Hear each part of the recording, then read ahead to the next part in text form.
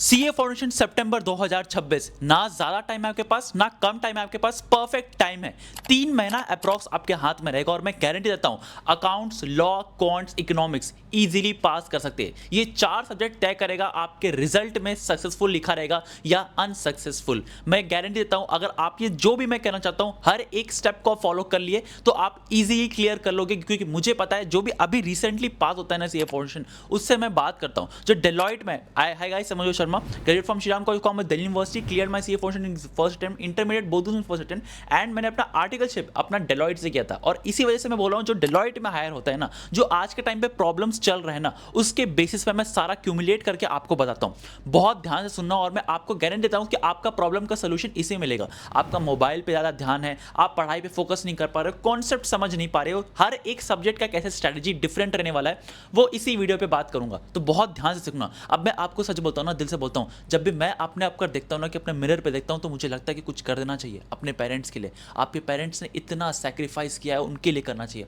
और इसीलिए मैं बोलता हूं आप ना मैनिफेस्ट करो सक्सेस, आंख बंद करो और वो सपना देखो जब आप अपने पेरेंट्स को लेके जा रहे हो कॉन्वोकेशन में, वो जगह पे लेके जा रहे हो, वो सक्सेस देखो जो आपके पास सब होना चाहिए।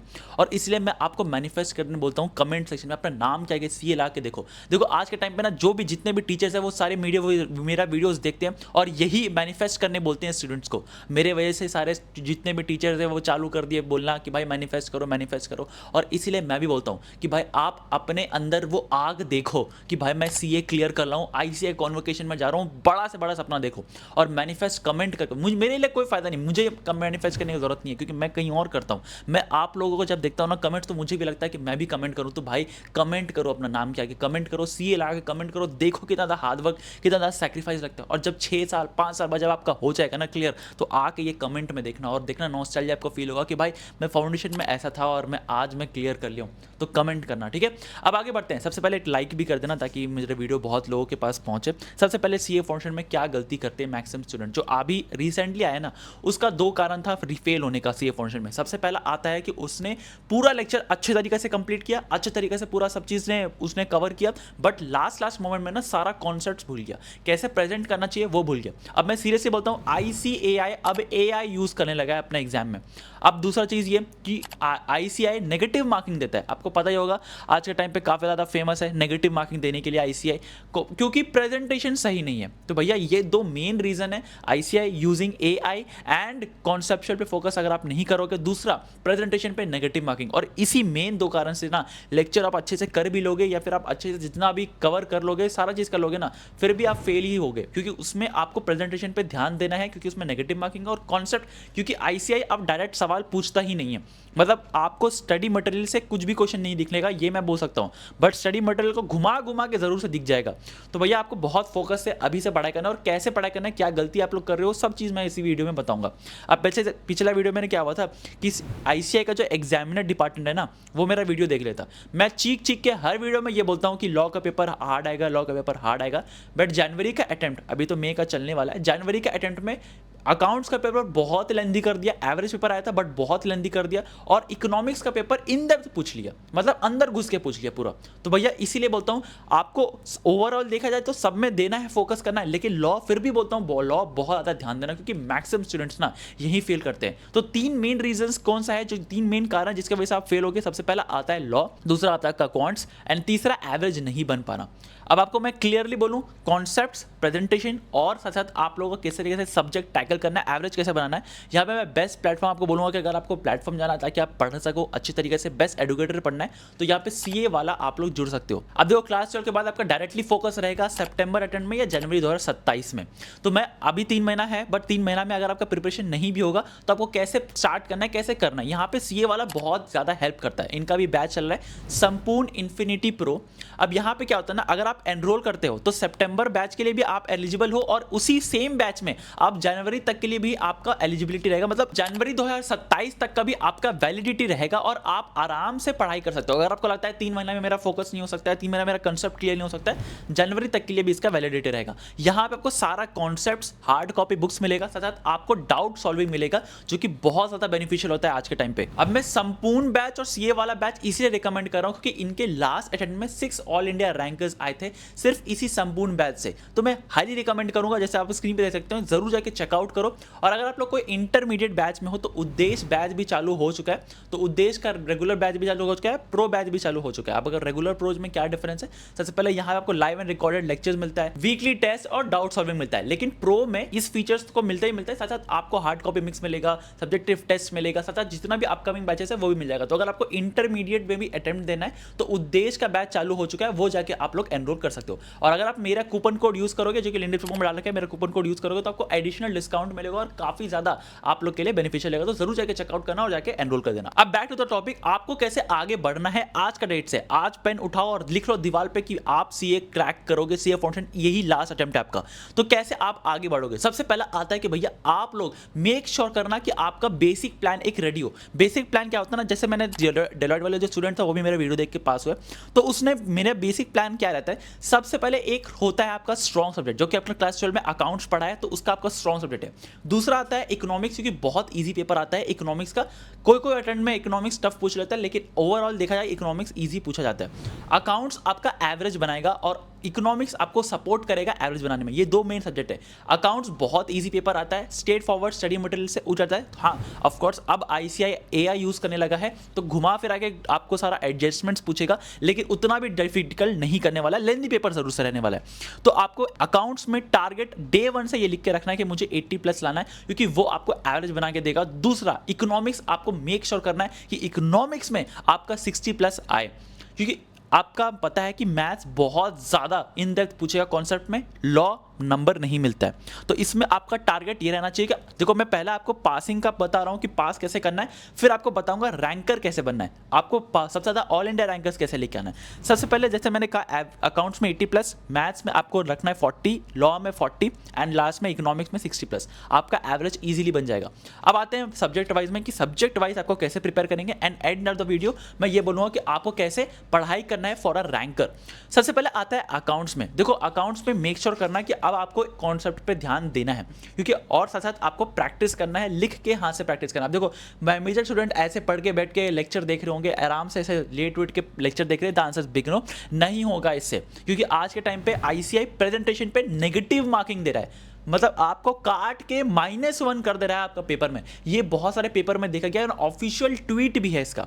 तो ये आपको करना पड़ेगा कि भाई आपको इन डेप्थ पढ़ना पड़ेगा और प्रैक्टिस करना पड़ेगा। दूसरा थ्योरी नहीं छोड़ सकते आप। देखो मैं सीरियसली बोलता हूँ, मैक्सिमम स्टूडेंट जो अकाउंट्स में कम नंबर आता है थ्योरी की वजह से आता है, और थ्योरी से बहुत ईजी क्वेश्चंस पूछता है आईसीआई, क्योंकि उनको पता है थ्योरी कोई पढ़ता नहीं और थ्योरी से ही इजी पूछ लेता है। तो प्लीज मेक श्योर करिए कि आप थ्योरी पढ़ के जाओ। अब एक चीज मैं ऐड कर दूं आपको कि आपको मैं एबीसी एनालिसिस प्रोवाइड करूंगा, बट हालांकि मैं आपको देखो एक होता है बहुत इंपॉर्टेंट टॉपिक्स, ये सारे प्रीवियस क्वेश्चन को पूरा एनालाइज करके most important topics, most important question कौन सा रहता है वो मैंने एक शीट में बना के रखा है। बट मैं हाईली सजेस्ट बोलता हूँ और दिल से स्ट्रेट फॉरवर्ड बोलता हूँ कि इसमें से अब आपको 10% ही क्वेश्चन पूछेगा, क्योंकि अब आईसीआई वो सारे जगह से पूछ रहा है क्वेश्चन जहां पे एबीसी एनालिसिस फेल कर जाता है।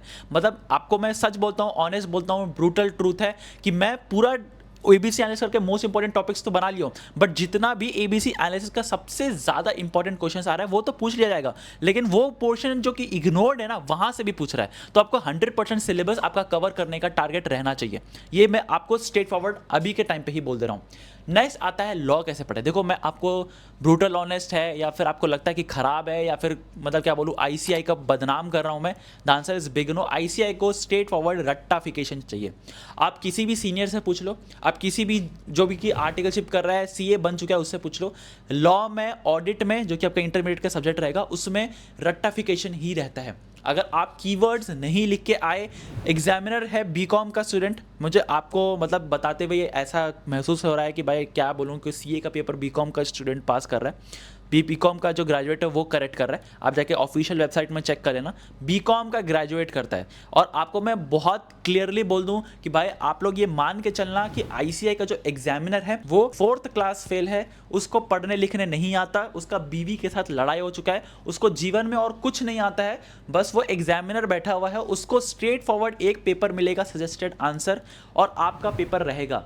और आपको सिंपली मैच करेगा। वो नहीं दिमाग लगाएगा कि आपने लॉ में अगर जैसे एक्टिव पैसिव होता है ना, फॉर एन एग्जांपल जैसे आप अपने पेपर में लिखा है, जैसे कि सजेस्टेड आंसर में लिखा है दिस कॉन्ट्रैक्ट इज वॉइड, अगर आप लोगों ने खाली अपना पेपर में ये लिख लिया this contract is not valid, half number काट सकता है या फिर 0 ही बता दे। तो आपको मैं सीरियसली बोलूं, लॉ का पेपर आपको रट्टा मारना ही है। ऑफ कोर्स कॉन्सेप्ट्स पे ध्यान देना, कॉन्सेप्ट्स को सीखना, बट मेक श्योर करना कि आप लॉ का पेपर जो है वो बहुत ज्यादा मेन करो, कीवर्ड्स पे फोकस करना, वॉइड कहां है, कंसिडरेशन लिखा हुआ है या फिर कुछ और कीवर्ड्स है उस पे फोकस करो। नेक्स्ट आता है क्वांट सब्जेक्ट। अब मैं सच बोलता हूं, प्लीज आप लोग को आईसीआई के स्टडी मटेरियल का हर एक चैप्टर के जो कुछ पीछे का क्वेश्चन है उसको सॉल्व करके जाना है। आपको मैं सच बोलता हूं, इकोनॉमिक्स में और क्वांट्स में इतना इन डेप्थ पूछ रहा है ना, मतलब आपको चारों ऑप्शन ऐसा लगेगा कि भाई एकदम सेम टू सेम है, मतलब एकदम आपको लगेगा कि भाई यही चारों में से चारों ऑप्शन करेक्ट है। बट द थिंग इज कि भाई वो आपको बहुत ज़्यादा दिमाग लगा के जब तक आप प्रैक्टिस नहीं करोगे, जब तक आईसीआई का स्टडी मटेरियल उठा के नहीं करोगे, ऑफ कोर्स मैं एबीसी एनालिसिस दूंगा क्योंकि जब वो लास्ट मोमेंट में दूंगा, क्योंकि आप लास्ट मोमेंट कम समय में ज़्यादा आउटपुट निकाल पाओगे। बट अभी के टाइम पे 100% फ्री आपको सॉल्व करना है। मैं आपको नहीं बता रहा कि भाई अभी कौन सा इंपॉर्टेंट टॉपिक्स है, 100% सिलेबस कवर करने का आपका टारगेट रहना चाहिए, और ये रैंकर का भी स्ट्रैटेजी होता है। आपको क्वांट्स में मेक श्योर करना है कि आप इन डेप्थ पढ़ो। अब बहुत इन डेप्थ पूछ रहा है आईसीआई, आपको हर चैप्टर के पीछे कुछ क्वेश्चन उसको सॉल्व करना ही करना है। अब क्वांट्स का मैं थोड़ा सा पार्ट रखता हूँ क्योंकि मैं इसके ऊपर एक सेपरेट वीडियो बना दूंगा, लॉ के ऊपर, क्वांट्स के ऊपर और इकोनॉमिक्स के ऊपर सेपरेट वीडियो बनाऊंगा, क्योंकि वो इन डेप्थ का आप आज के टाइम पे नीड है, और इन डेप्थ आपको कैसे पढ़ाई करना चाहिए वो बताना चाहिए। नेक्स्ट आता है इकोनॉमिक्स। अब देखो इकोनॉमिक्स में नेशनल इनकम छोड़ के कोई नहीं जाएगा, क्योंकि नेशनल इनकम को हार्ड लगता है बट वहीं से मार्क्स बनेगा। और नेक्स्ट आता है इकोनॉमिक्स में, देखो हर एक चैप्टर जब आप खोलोगे ना तो पहला वर्ड से लेके लास्ट वर्ड तक एक बार बस मेरा दिल की बात सुन लो, मेरा बात एक बार समझ लो, एक वर्ड ऊपर से लेके लास्ट तक, फर्स्ट वर्ड से लेके लास्ट तक आप एक बार पूरा लाइन बाय लाइन पढ़ो, एक तसल्ली से पढ़ाई करो, एक दिन का पूरा समय ले लो, पूरा एक चैप्टर पूरा एक बार में पढ़ाई कर लो लाइन बाय लाइन, और मोस्ट खाली सर्कल करना कि कौन सा कीवर्ड आपको इंपॉर्टेंट लगता है। बस आप इतना कर लो, क्योंकि इकोनॉमिक्स अब इतना अंदर से पूछ रहा है ना, नेशनल इनकम के अलावा जितना भी थ्योरी अंदर से पूछ रहा है ना, वो बहुत ही ज़्यादा मतलब कॉन्सेप्चुअल को टेस्ट कर लेगा, आपका कीवर्ड्स को टेस्ट कर लेगा और खेल लेगा।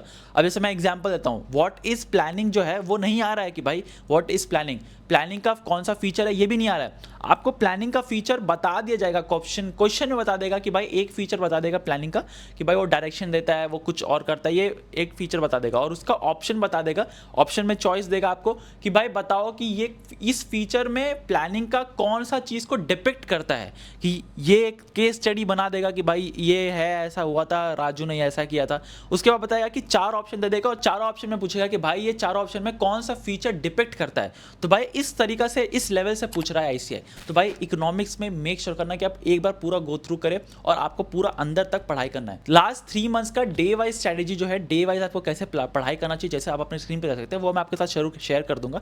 टेलीग्राम में जुड़ जाना, वहाँ पे बहुत सारी फ्री रिसोर्सेज प्रोवाइड करता है, तो टेलीग्राम में आप जुड़ सकते हो। अब एक चीज मैं आपको क्लियर कर दूं, सीए फाउंडेशन इतना ईजी नहीं रहा है। सीए फाउंडेशन जितना टफ कर दिया ना, एंट्री बैरियर डाल दिया है, मतलब आईसीआई अब इतना एंट्री बैरियर डाल रहा है क्योंकि उसको इंटरमीडिएट और फाइनल्स में ज्यादा परसेंटेज लाना है और फाउंडेशन में मैक्सिमम स्टूडेंट्स को रोकना है। तो आप इतना जल्दी आप फाउंडेशन क्लियर नहीं कर सकते। आपको प्लीज ट्राई करना है कि भाई आप इन डेप्थ पढ़ाई करो, प्रैक्टिस करो। जब तक आप नहीं करोगे नहीं होगा, क्योंकि एंट्री बैरियर डाल के रखा है आईसीआई। अब एक चीज़ मैं आपको बहुत क्या बोलता हूँ ना, दिल से बोलता हूँ भाई, जिस समय आप लोग, क्या वो रील देखना, क्या वो मोबाइल चलाना ज़्यादा इंपॉर्टेंट है, नाम क्या आगे सीए लगेगा। एक बार आप बस इतना सोच लो कि आपका नाम क्या आगे सीए लगेगा। आप पापा को, मम्मी को कॉल करके बोलोगे कि भाई मेरा सीए एक फाउंडेशन एग्जाम क्लियर हो गया। सीए फाउंडेशन मई 2026, सितंबर 2026, जनवरी 2027 जो भी अटैम्प्ट है आपका, लास्ट अटैम्प्ट वो होना चाहिए। और वो मम्मी पापा को कॉल करके बोलोगे भाई मेरा क्लियर हो गया। जब मैंने कॉल किया था ना, मैं सच बोलता हूँ, मेरे मम्मी पापा के मतलब क्या बोलता हूँ ना, मैं फील कर सकता हूँ, वो आज भी मुझे गूज़बम्स आता है। मैं दिल से बोलता हूँ भाई, वो गूज़बम्स आता है कि मैं उनको फील कर रहा हूँ, उनको बोल रहा हूँ कि हाँ मैं सीए फाउंडेशन एग्जाम क्लियर कर लिया हूँ, ये सीए इंटरमीडिएट एग्जाम क्लियर कर रहा हूँ। ऑफकोर्स मेरा सीए फाइनल बाकी है। और जब मैं बोलता हूँ ना भाई, उनके आँख से मैं वो महसूस कर सकता हूँ, वो फीलिंग कि भाई मेरा बेटा ने क्लियर कर लिया है, वो बहुत प्राउड फीलिंग आता है। आपको लगता होगा ना कि आज के टाइम पे आपको कोई इज्जत नहीं मिलता, लेकिन जिस दिन आप सीए फाउंडेशन एग्जाम क्लियर कर लोगे ना, जिस दिन आप लिंक्डइन पे पोस्ट कर दोगे ना कि मैं सीए फाउंडेशन एग्जाम क्लियर हो गया, अपने पेरेंट्स को बताओगे ना, उन पेरेंट्स के ना आँख में देखना वो चमक, वो जब आप देखोगे ना चमक थी भाई, अपने रिलेटिव्स को बता रहे हैं, अपने फ्रेंड्स को बता रहे हैं कि मेरा बेटा सीए फाउंडेशन, सिर्फ सीए फाउंडेशन एग्जाम क्लियर करने से इतना खुशी। तो सोचो फाइनल क्लियर करोगे तो क्या खुशी होगा, कितना खुशी होगा। मुझे पता है कि आपके पास मोबाइल है, आप डिस्ट्रैक्ट हो रहे हो, बट कोई बात नहीं भाई, जिस दिन आपका क्लियर हो जाएगा, जिस दिन आपको सब साइड करके आप एक बार, बस एक बार पुश कर लोगे ना, खुद को एक बार फोकस कर लोगे ना, उसके बाद ज़िंदगी भर आपके पास मोबाइल रहेगा CA टैग के साथ। तो सोचो कितना बड़ा चीज़ है। अब आपको लगा कि भाई मैं मोबाइल कैसे छोड़ सकता हूँ। देखो एक ना मेरा फीचर है यहाँ पे, जैसे आप अपनी स्क्रीन पर, मैं दिखाई देता हूँ आपको स्क्रीन पर, ये देखो यहाँ दिखा रहा है कितना मैंने यूज़ किया है, वो पूरा दिखाता है कितना मैंने आवर्स यूज़ किया है, कौन सा ऐप यूज़ किया है। प्लीज़ ट्राई करो कि भाई ये ऐप डाउनलोड करें जो कि आपको टाइम बताए कि कितना टाइम आपने यूज़ किया है, ताकि एक गिल्ट रहे। दूसरा आता है कि भाई चिट सिस्टम रख सकते हो। मैं क्या करता था, मेरा इससे इफेक्टिवनेस 200% बढ़ गया है। हमारा माइंड ना पूरा रिजल्ट ओरिएंटेड है। एक पूरा रिसर्च किया था, साइंटिफिक रिसर्च हुआ था, हमारा माइंड रिजल्ट की तरफ ज़्यादा बढ़ता है। अगर आप 1 घंटा में 1 चीट फाड़ोगे ना, और टारगेट क्या रहेगा कि मेरे को जो 10 चीट्स फाड़ना है, तो देखना आपका इफेक्टिवनेस बढ़ जाएगा। ये मेरे साथ हुआ है, ये आपके साथ भी होगा। मेरा 200% इफेक्टिवनेस बढ़ गया। तो प्लीज़ ट्राई करना कि आप मोबाइल को ऐसा यूटिलाइज़ करो कि आप देखो कितना बार कितना घंटा यूज़ किया, इससे गिल्ट फीलिंग आएगा। और दूसरा चिट सिस्टम यूज़ कर सकते हो, इससे आपका काफ़ी ज़्यादा हेल्प हो जाएगा। अब आपको मैं दिल से बोल रहा हूँ भाई, प्लीज़ ट्राई करो। आप एक एवरेज स्टूडेंट नहीं हो, you are not an average student, you can do it easily. बस आपको फोकस करना है अपने लाइफ पे, अपने ऊपर एक बार पुश कर लोगे, आप कर सकते हो। You are not an average student, you are the centre of the universe. आपके पेरेंट्स का आप एक सोच लो ना खुद से कि भाई, आप कभी सोचो कि आपके पेरेंट्स सोचें कि मेरा बेटा या बेटी एक एवरेज लाइफ जिएगा। And CA is not for average students. If you have enrolled it, you are not an average. आपका 10th में 12th में कितना परसेंटेज आया, that doesn't define you. Percentage doesn't define you at all. जिस दिन आप CA clear कर लोगे ना, उस दिन देखना पूरा पर्सपेक्टिव चेंज हो जाएगा। एक एवरेज स्टूडेंट, मतलब आपको कोई बोलता होगा कि एवरेज स्टूडेंट, जिस दिन CA क्लियर कर लोगे ना, वो पूरा पर्सपेक्टिव चेंज हो जाता है। तो प्लीज़ ट्राई करना कि भाई आप पुश करो खुद को। और मैं ऐसे ही वीडियो बनाता रहूँगा। बहुत सारी स्ट्रैटेजी वीडियोस आने वाली हैं जहाँ पे मैं इन डिटेल बात करूँगा इकोनॉमिक्स, लॉ और बहुत सारी चीज़ों पे। तो बस आपको चैनल को सब्सक्राइब करके रखना है और लाइक कर देना, कमेंट कर देना, अपना यहाँ पे एक हार्ट डाल देना है, मुझे पता चल जाएगा कौन लोग यहाँ तक देख रहे हैं। तो चलिए बस इतना ही, मिलते हैं अगले वीडियो में।